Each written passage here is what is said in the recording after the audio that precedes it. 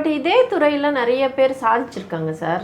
சாதிச்ச கையோட சடனா இறங்கியும் போயிடுறாங்க அந்த துறையில. ஃபர்ஸ்ட் இந்த கேள்வி கேட்டீங்க, ஆனா நான் அதுக்கு சொன்னேன் அவங்களுடைய என்ன சொல்றேன்னா அவங்க அவங்க அவங்க சம்பாதிக்காத பணமே கிடையாது, அவ்வளவு பணம் வச்சிருப்பாங்க.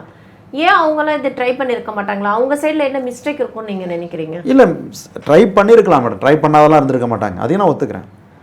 ஆனால் அதுக்கு அவங்களுடைய கர்ம ஆக்டிவேட் ஆகணும்ல. இப்போ நீங்கள் வந்து நீங்கள் காமனாக அந்த கேள்வியை கேட்குறீங்க, சம்மந்தப்பட்டவங்க இங்கே வந்து உட்காரும் பொழுது என்னால் அதுக்கு ஆன்சரை ப்ராப்பராக கொடுக்க முடியும். ஓகே, ஏன்னா அதுக்கான உள்ள அத்தியாயம் எல்லாம் என்கிட்ட இருக்கும்.